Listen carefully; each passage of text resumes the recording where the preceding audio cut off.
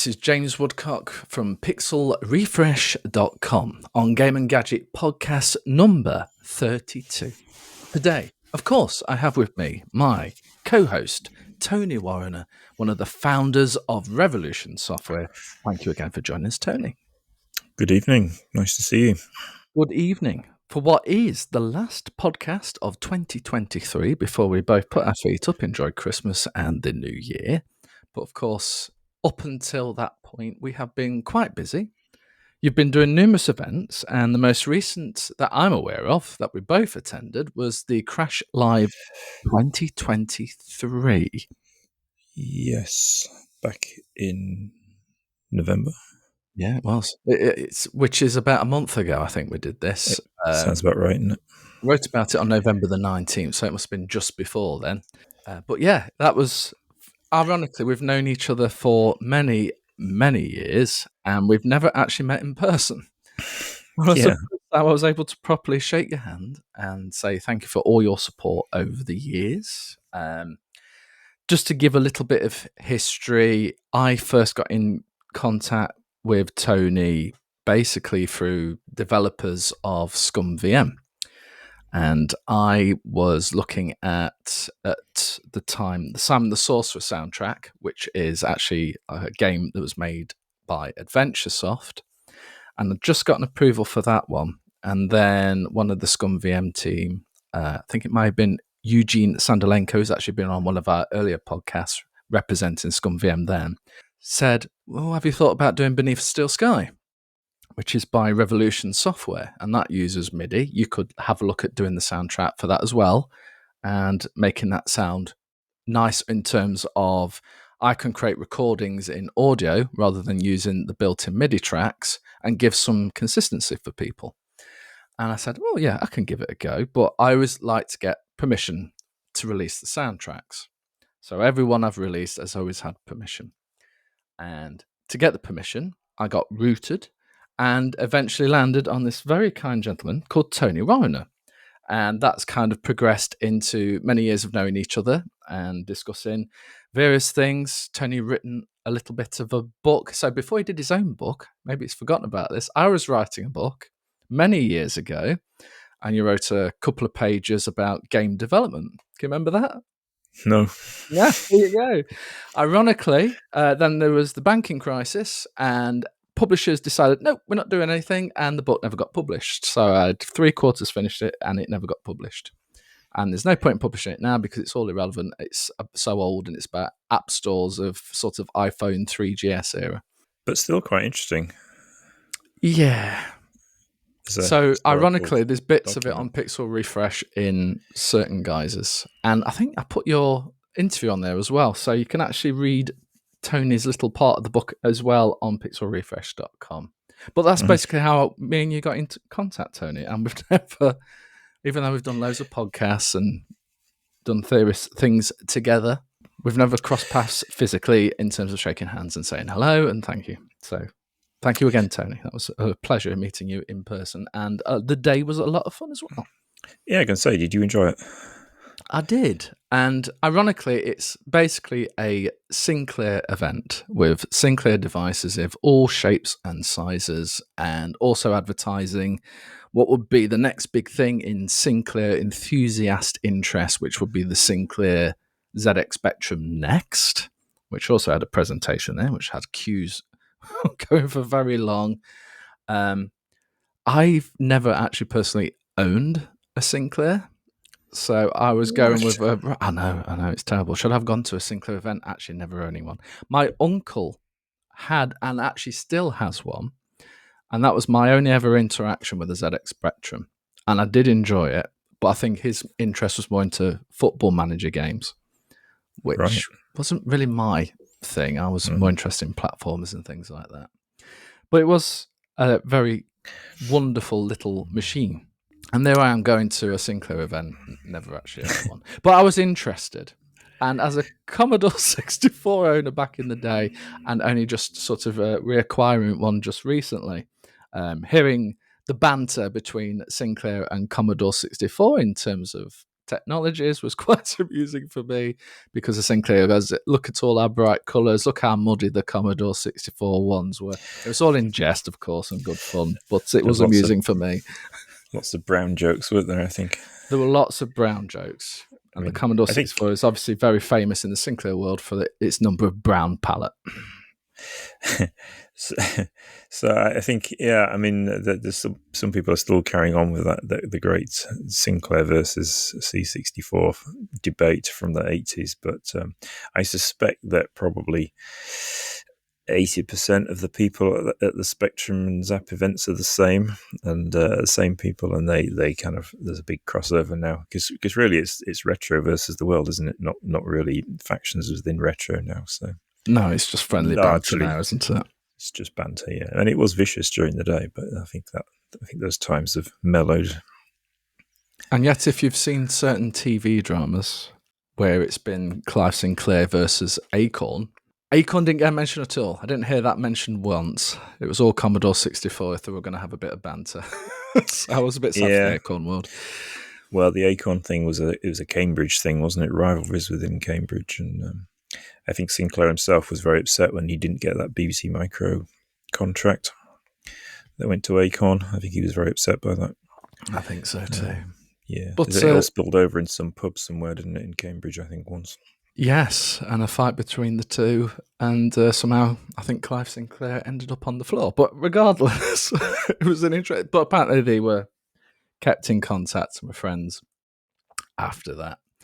But still, this was a Sinclair event, and it was interesting to see what was happening with the Sinclair ZX Spectrum next and the interest there. So even though it's retro technology enthusiasts, they still wanted a bit of retro, but with a modern twist. And basically, that's what the ZX Spectrum next is, isn't it?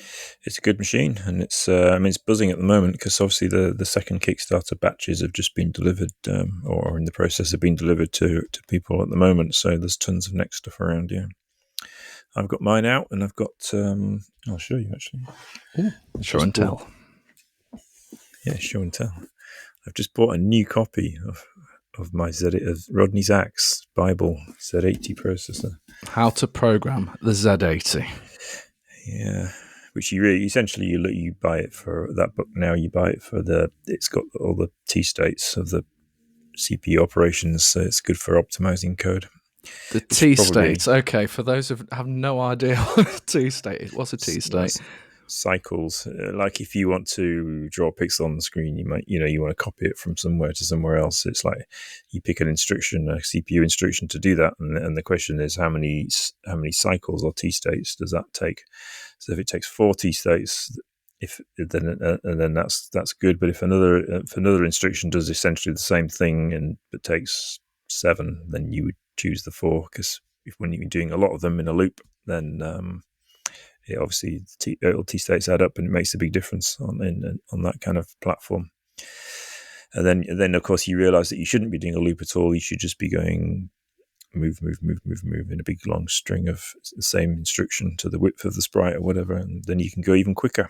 So there's unrolling loops, it was called, and that's what you need that book for. What you did back in the day. You probably don't on the Spectrum Next now, because as I've been reading, it's got nice funky hardware sprites. So you just need to say draw a sprite here, and off it goes. Oh, very nice stuff. Hardware sprites, flipping heck. Yeah. I mean, the Next is basically if you got a Spectrum, if you got Spectrum 48 and you got an Amiga 500 or something, and somehow you managed to, one of those. If you somehow managed to crossbreed them, what would come out? The child would be a Spectrum Next. It's like that's a weird visual thought that's just popped into my head. Okay, just picture that. Yeah, but anyway, Spectrum Next is what is the child of those two, pretty much, in terms of what it is and what it can do. So release a chip off the old block then, flipping it. Okay. Is it? Well, it is, thankfully. Well, actually, it could have gone either way, couldn't it? Which chip is it? Like in iColor or something, which chip is it going to inherit? And a Z80 is nice enough, and a 68,000 is nice enough. So whichever chip it inherit, it would have been off the block, then it would have been fine. But in this case, it's a Z80. It's a super Z80 because you can ramp it up in terms of speed and stuff. So it's good stuff. So anyway, my Christmas projects we'll be larking about with the next to try and make it work from a programming perspective. And what would be the first achievement for you? As what would be the first thing you'd want to do? Oh well, draw a sprite on the screen, I suppose. I mean, there's a lot of work actually to get an environment set up where you can actually edit source code and build it and run it on an emulator and on whatever machine you're using, Windows in my case. So I'm now a Windows PC. I know. It's a good job I'm sat down as a macOS user you've been, and always very keen on Apple hardware. Windows? What? Hey, I could see you're like, what? I did double check the screen to make sure I was actually talking to Tony Warriner, but go on, carry on. Yeah, it's slightly easier on Windows. So, and I need a backup machine, and I need to make sure Wormhole Dungeon runs properly on Windows. So I now have a little micro forum, is it? Something like that, micro forum mini PC thing with a Ryzen something in it. Nice, it is. Very nice.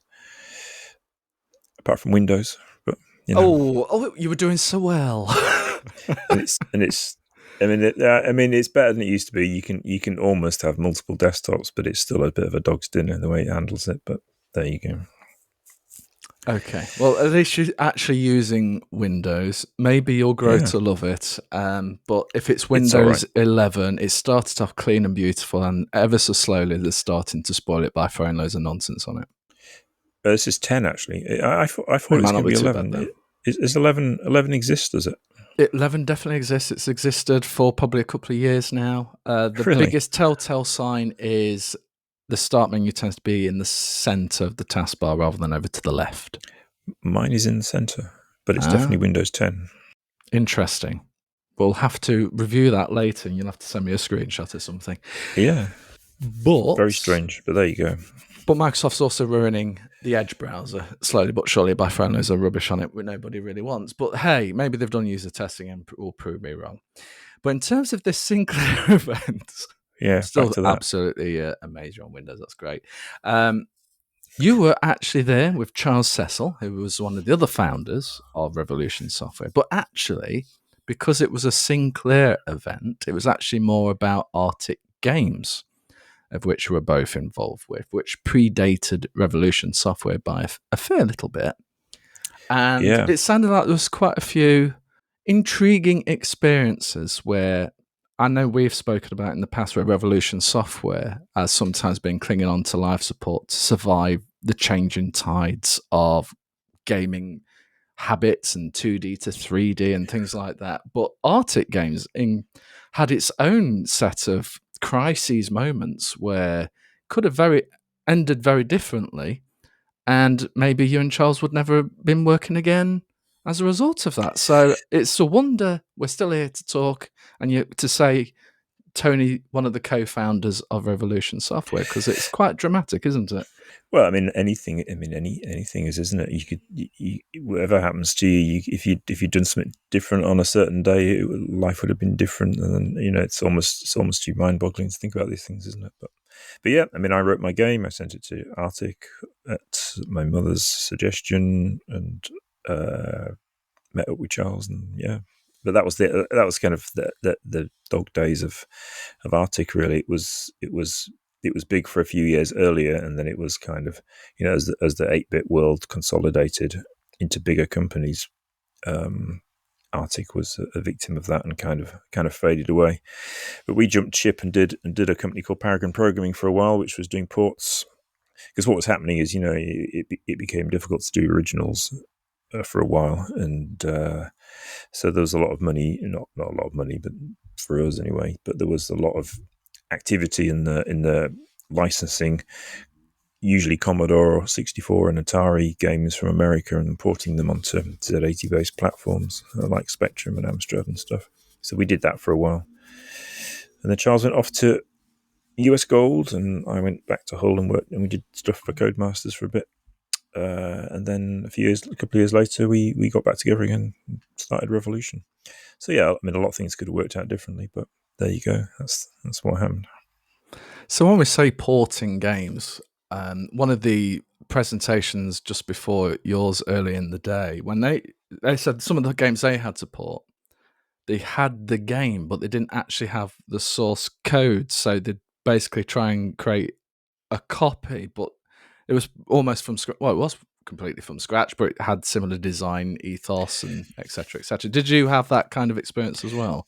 That's what we did. Yeah, I mean, I get mostly the games we did were Datasoft games, if you remember them, an American company. And as far as I remember, I mean, I can't actually remember how we really did these games, but I think we just ran the copies side by side and made the same game. I think, yeah. I don't remember getting any data as such. I mean, maybe we did, but not very much. Not very much, because you had to redraw the graphics and you had to write a new engine. So, I mean, maybe they could give you a map or something that would make it easier. But I don't remember ever having.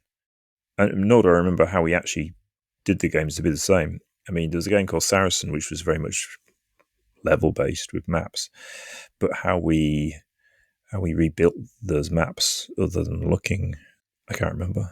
I think a lot of playing the original game would have been involved. That there would have been we certainly did that. Yeah, because we also did the Temple of Doom arcade machine, and they literally shipped us an arcade machine. So we had one in our tiny little office in Battersea. We had an Indiana Jones Temple of Doom arcade machine, which was great. So we just played it all the time and became extremely good at it. But I've told that story too many times. But but that was fun. It was great having it there. It sounds a lot of work. I mean, I guess when we think of porting games these days, the source code is often shared, but it's more like building it for the platform and the libraries it uses, rather than, hey, you need to copy what you see on screen here. I mean, the games were simpler. They weren't as complicated. But I suppose the problem was you had to play them. So if you were trying to make level 20 of this game, then you had to play through to level 20 to see what level 20 was like. So you had to become an absolute genius at the game, and then make your way through it and not die and have to start again and all that kind of stuff. Yeah, I don't know how we did it.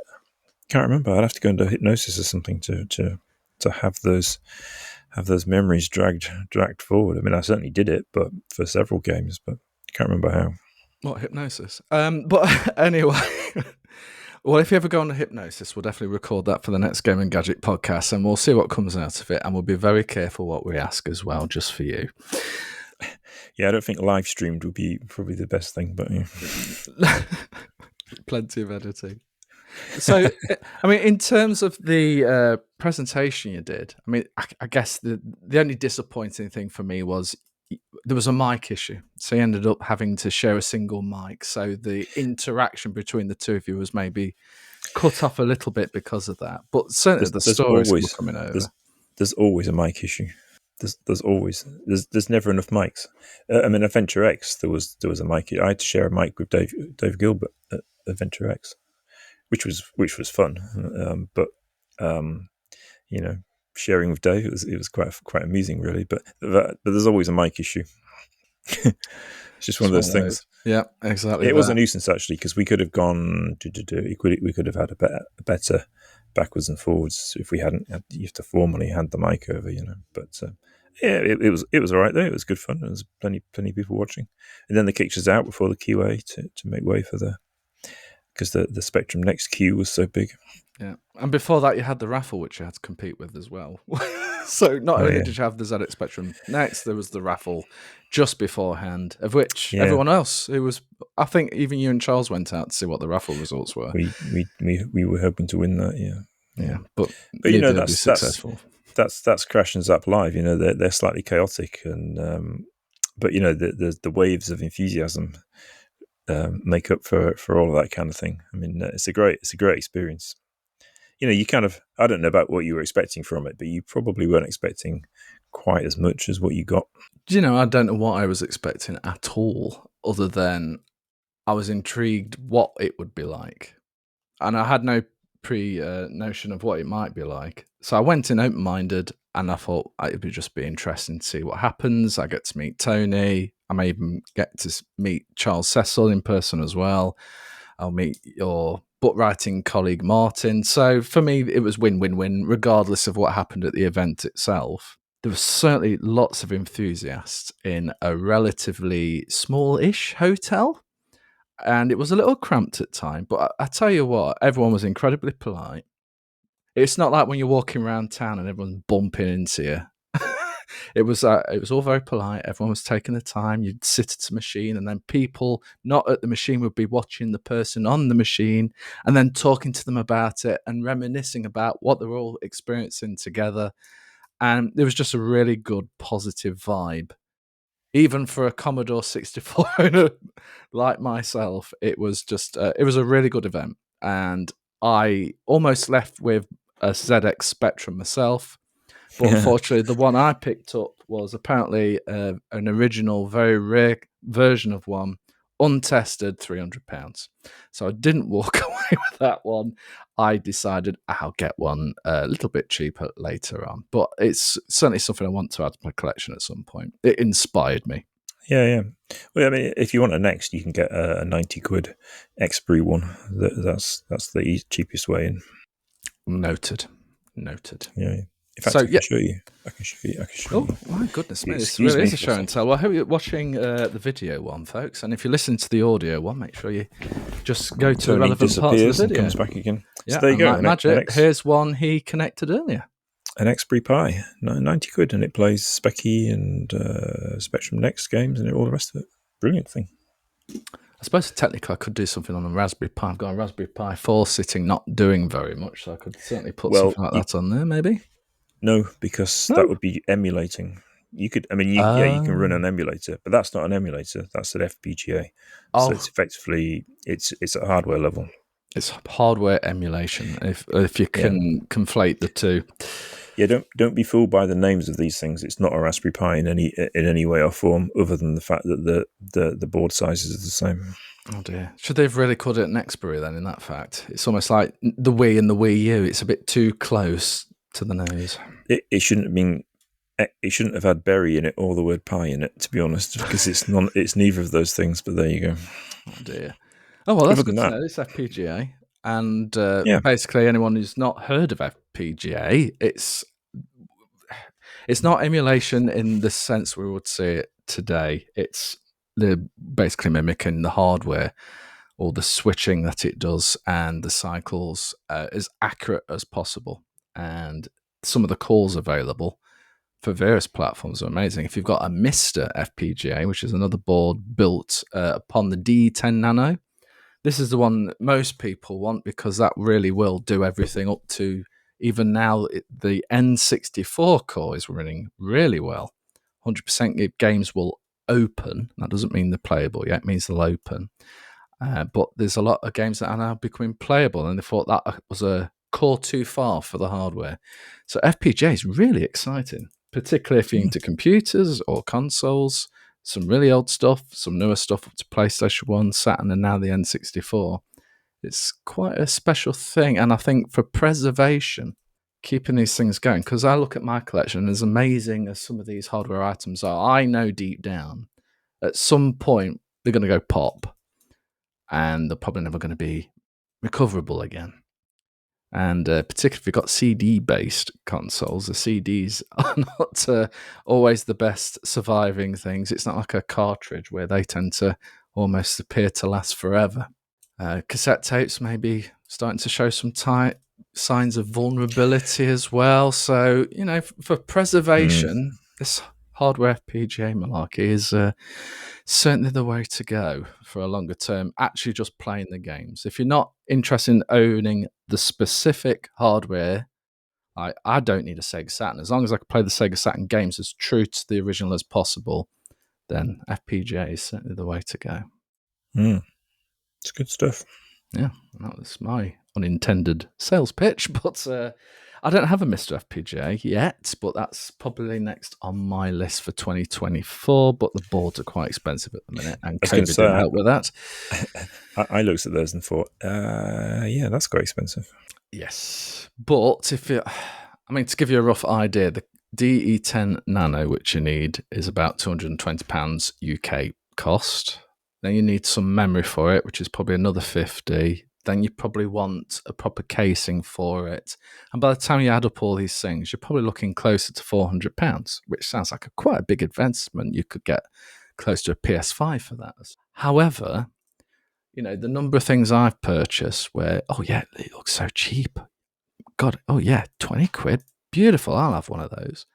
But then you find, okay, I need the RGB SCART cable. Okay, now I need the replacement modern power supply because the old one looks really flaky. Oh, the tape deck needs a new band on it. Or there'll be loads of other things. And before you know it, that £20 escalated into three figures very easily. You multiply that over a few devices and you basically could have bought yourself a Mr. FPGA. And the Mr. FPGA will play so many different platforms as close to original as possible. And it's evolving all the time in accuracy and range. So look at it that way, and it doesn't seem quite so unsavoury. True enough. But it is unsavoury when you think, oh my gosh, it's £400 plus. So I went for something actually a little bit different to tide over my retro excitement. And I will blame your friend Martin for this. Because at the same Sinclair event, I met Martin, who worked with you on your book, and he brought out one of these. And it is, and if I can get the pronunciation right, Anbernic RG35XX. So I got this, and it's basically emulates up to PlayStation 1, and PlayStation 1's pretty darn well, but that basically means you've got Sega Mega Drive, Super Nintendo, original Nintendo, Neo Geo, Game Boy Color, so on and so forth. And it took a few weeks to come from China, 40 quid, with a £40, including the shipping. Yeah, I know. 3.5-inch display, 640 by 480 resolution, which for retro gaming, well, 4x3 is the king of retro. Widescreen didn't really come in until Xbox 360 realm and PS3, really. There was the odd game that broke the procedures of this a little bit, but most of it was 4x3, particularly go further back than that. But literally a week after I got mine dispatched, they announced another one in the same form factor with improvements, and that's the Plus. So somehow I've ended up with the original and now the Plus version. So what's the difference? Good question. So the original, that was a very nice transition for me. Thank you, Tony. So the difference is basically the original, the D-pad has slightly squarer edges. So if you're playing a fighting game, you have to roll your thumb over the D-pad to get a special move. A little bit harder on the original, whereas more rounded corners on the newer one. Not majorly different, but just a subtle change. On the back, it's got these little shoulder buttons.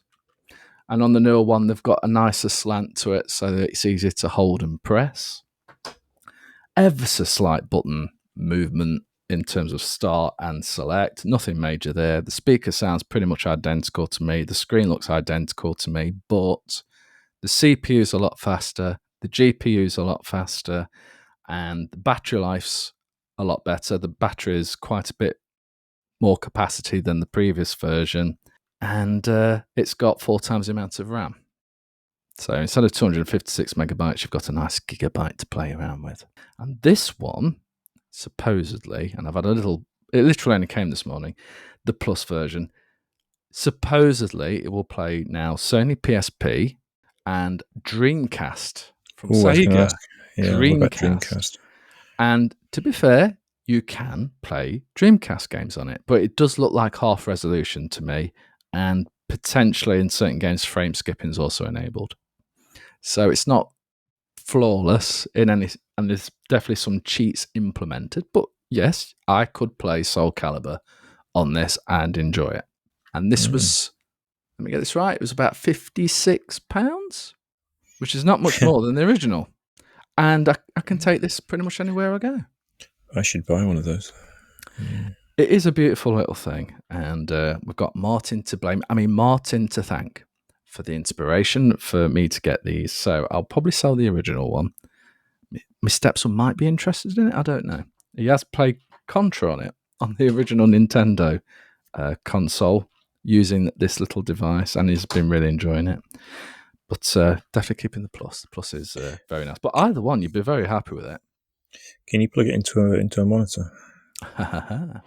Both at the top have I think it's a mini HDMI port. So yes, you can. Nice. You can connect a Bluetooth controller to the newer one. I don't think you can on the original. I don't think it has Bluetooth on the original. And the newer one also has Wi-Fi, which it could be quite handy for transferring files, but also getting software updates. I think you can do achievements as well, which is done through RetroR. So, yeah, it's intriguing. So, I'm now wanting to put Broken Sword on it. GBA. I was actually thinking more the real one, the PC CD-ROM version, and seeing how well that runs. Because ScumVM is also possible on it. On what OS? What root in does? I think it's Linux. Right. So you've got it'll run Linux stuff, and it'll run various emulators. Now you're asking. But when you you switch it on. What do you get? Well, I can show you again. Sorry for those listening to the audio version. There must be a menu, right, that says Sega Dreamcast or GBA or Indeed, it does. Game Boy or Linux. Yeah, there must be something like that. It doesn't say Linux or anything like that. I think it's built upon Linux, but there's definitely a front end that's there. Yeah, it'll be Linux underneath. Yeah, exactly that. You see, what I'm thinking is I quite like the idea of getting my game Wormhole to run on it, because it'll work on Linux, because it's a Lua game, so it would run on Linux, which means it should run on that machine, which would be rather nice to see. It certainly would, but you have to question the legality of the ROMs that come with it. But if we ignore that fact, as a bit of hardware and the basis of software that comes with it in terms of the OS and everything, really nice. And the original OS that came with that one wasn't particularly sparkly or shiny, so there was actually an alternative of Garlic OS, which, unlike the name, doesn't stink. But that was the original one, which has had about a year of updates and tightened up, whereas the actual OS that comes with this one works pretty much really well as it is. So I'm intrigued. So just to play some old Mega Drive games and SNES games and whatever else on the road. Send me a link and I'll buy one today. Oh, okay. I will send you a link. You'll have to remind me at the end of the podcast, but I will definitely do that, Tony. Okay, so that's my portable ambitions. A little bit more portable than the Steam Deck, and of course now there's the Steam Deck OLED. Sorry, Tony. You're always taking the mickey out of Steam Deck. I don't understand where this comes from. It's a lovely, medium-sized machine. What constitutes a large-sized portable machine? That original Commodore 64 carry version. Do you remember those suitcase things from the 80s? That's what I would consider a large one. I like Steam Deck. Yeah, I bought 2 of them now. 2? Oh, is that because... One I'm sending to my friend in Kiev, which has proven to be an extremely difficult thing to do because it's Kiev and it's a device with batteries in it, and courier firms won't touch things with batteries. Dangerous goods. Because they'll surely blow up and take the plane down with them because of the Galaxy Note 15 years ago, whenever it was. So sending anything to abroad is difficult, but sending things to Ukraine is even more difficult. But we think it's going to go via the normal postal system, but it's currently sat in limbo. And my friend Ruslan is going to help me get the Wormhole running on the Steam Deck if he ever gets that machine. That sounds like a good excuse to fly to Kiev. Yeah, except you can't. You can't? I don't know. I would go, but and missiles be damned. But you can't just fly to Kiev. Not unsurprisingly, given Oh, that of course it's in Ukraine, isn't it? Sorry, my brain went blank then. Of course it's in. Yeah, of course. Because there are missiles flying all around the Yeah, place. okay, yeah, that's probably even more dangerous than the It's battery in the Steam Deck. it's tricky. Yeah. The battery in the Steam Deck's the least of your problems. So it's a faff to get there, but I would go. But it's a difficult thing to do.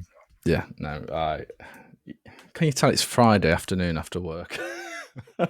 Yeah. Should have picked up on that earlier. I do apologise. It'll be Christmas soon. It will, which is probably also making me tired because there's so much going on up to the event of Christmas as well. But Tony, so you've got ambitions for, that's me, ZX Spectrum next. And I do. Coding. I'm brewing up towards something on the next year, possibly. And how's your game coming along? So you've name dropped it a few times, but actually in this podcast, you've not actually given a great deal away. There's been some snippets appear on, I think it was Instagram and possibly Mastodon as well. TikTok a little bit. TikTok, I'm not on TikTok. That was my limit in social media. I couldn't go onto the TikTok world. TikTok's quite good actually. It's scary at first because it's in your face, but it's quite good as TikTok, and it's very good for game discovery, is what they say. So if you're gonna self-publish a video game, you really need to be on TikTok. And the beauty of TikTok is you can just throw any old stuff at it and see if it sticks. No one's really judging you on quality. It's not like YouTube where if you're a YouTuber, you have to put a lot of work into it. To really be a YouTuber, you have to do it professionally and look good and all these things. TikTok's not like that. TikTok, you just sling stuff and see if it works. But there's a lot of people on it, and stuff can go viral very nicely if you catch it right. So if you look at Get the Games World, people put a lot of effort into their TikTok presence, just because it's a great way of discovery, and discovery is everyone's problem at the moment. So yeah, TikTok. There was a little bit on there, and as I move towards my demo, which will be Q1 next year, having replaced Q4 of this year, Q1 of next year, there'll definitely be a demo of Wormhole, and people will be able to play the first bit of it. See what they think. But isn't the beauty now is there's no crunch time? You set the release dates, and you've got no pressure from anybody else to work 24/7 to get it out the door. Yeah, I mean, you obviously get, in the way that a publisher makes you crunch to finish a game so they can publish it and make the money back. Obviously, if you can take forever on a game that you're writing for yourself, but you might starve to death in the middle of it. But there's little annoying practicalities of like that. But yeah, it's not quite the same as the old world where they were really whipping everyone to get games out in time. So slightly different, yeah. But it's quite a complex game. I mean, it looks very simple, but it's actually quite complicated underneath. So, ideally it would be like a 5-person team, but it's just me, so it tends to go a bit slower than you would wish. But there you go. It's doing what I want it to do, so that's all that really counts.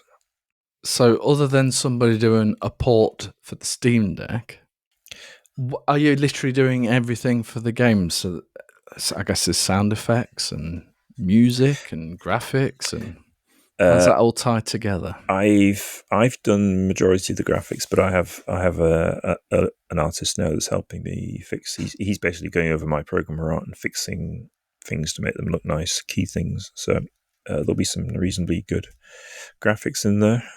Bit pixel art graphics, but quite nice stuff is coming now.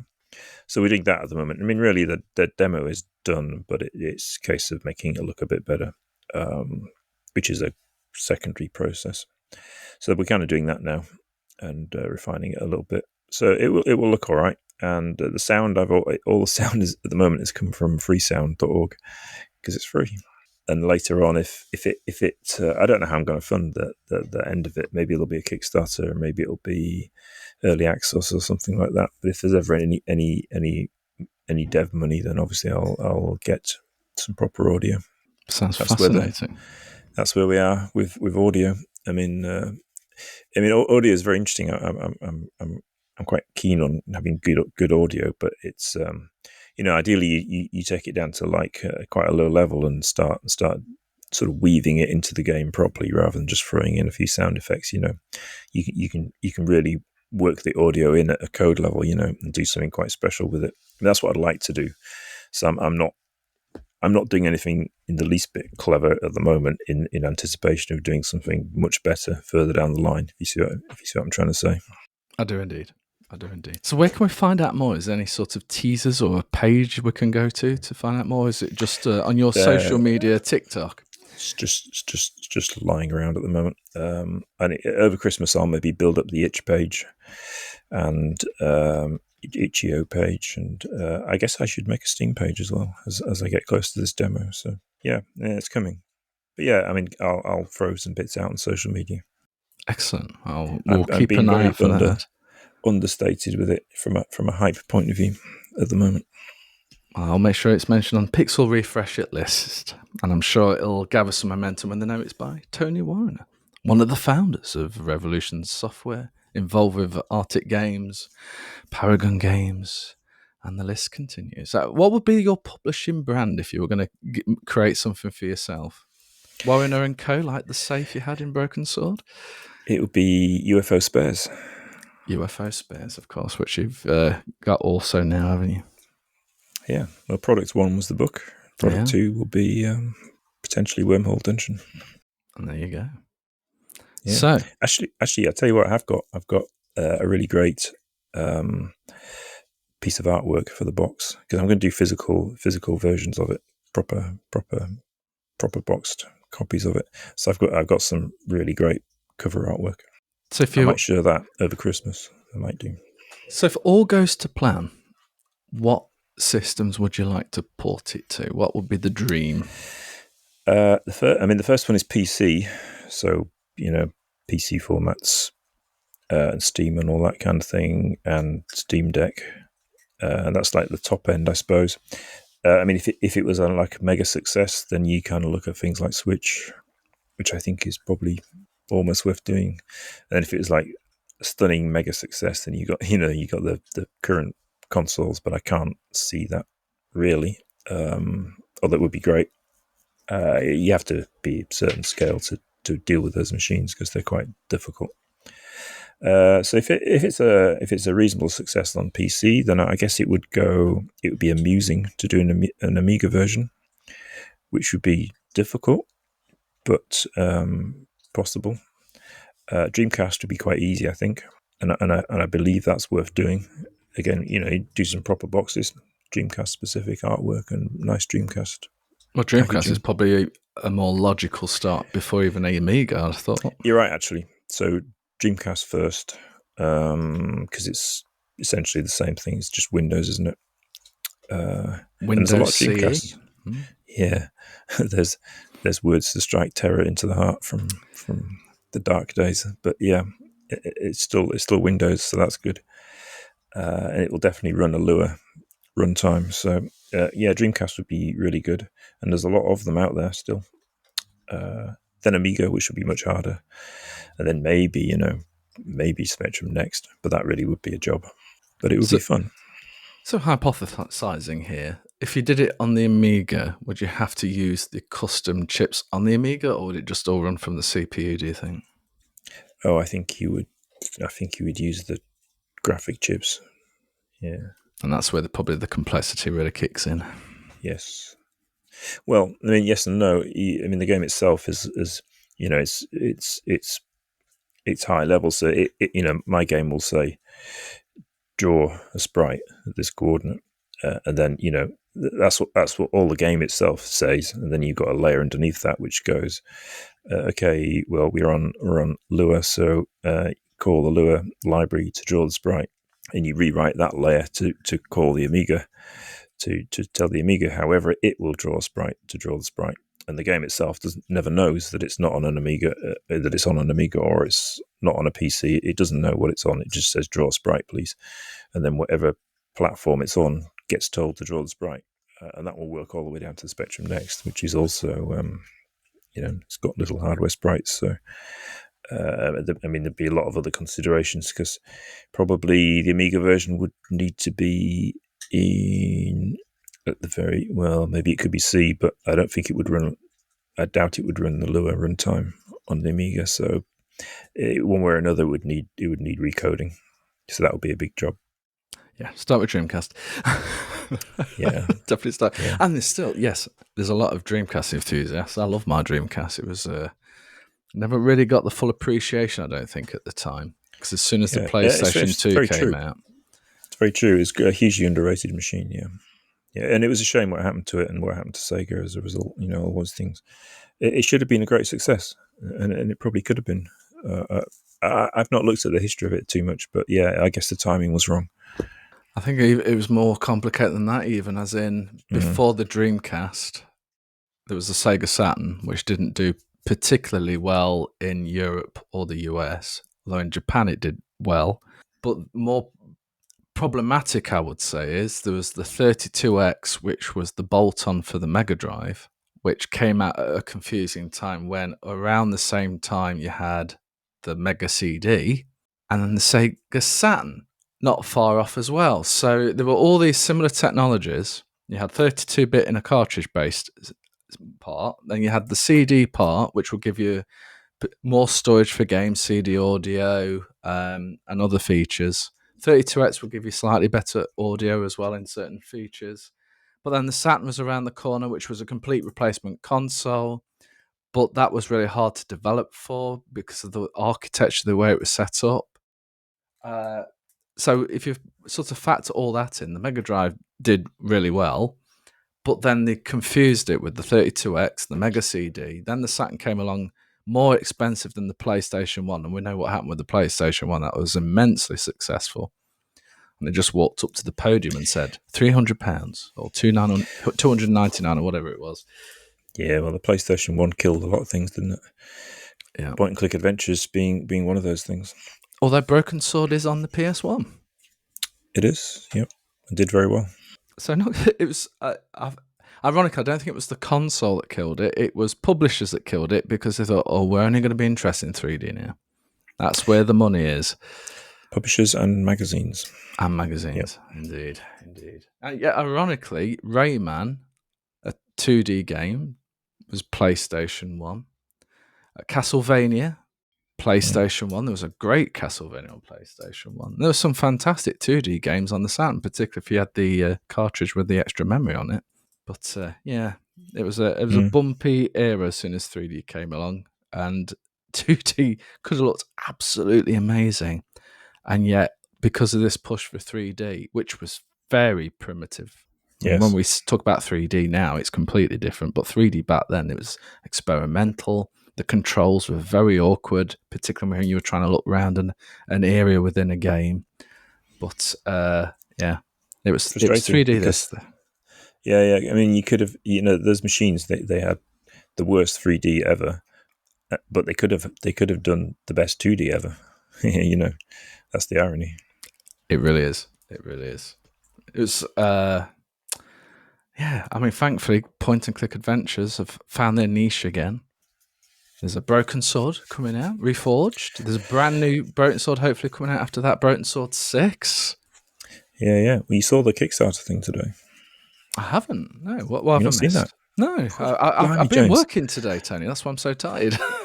Blimey, that's like not knowing they've landed on the moon or something. Look, I'm more astonished that you've got a Windows device rather than I've missed something Broken Sword that's been released. So what have I missed, Tony? Detail it to us. They announced the upcoming Kickstarter, so you can go to the Reforged Kickstarter. Tell me about this project when it launches thing. Excellent. That's all it is, but it's official now. So excellent. I don't think many people knew about it. But it's there now, so you can go and register your interest, and that will be really great because it is the game is really stunning. It's going to be mind blowing, so that will be good. Yeah. So this was So it was originally September, I think, where they said Reforged is going to be a thing with 4K visuals and all the bells and whistles. But no, not heard about this latest revelation. So I will finish this podcast so I can go and have a look and sign up and register for more interest, and I'll probably have to write something about it now as well. Yeah. It's going to be great. I'm sure it will be. Well, Tony, as always, thank you so much for your time. It's been a pleasure as always. Have a very Merry Christmas. And you? And I hope you finally get your Steam Deck sent off to Kiev in some fashion. It's gone. It's gone, but it's sat in some post office warehouse somewhere now. All right, so now it's stuck somewhere. Yeah. We'll see what happens. We'll see what happens indeed. Well, Merry Christmas to everybody else who listens and watches the Gaming Gadget podcast, and we'll see you after the new year. Take care, everyone.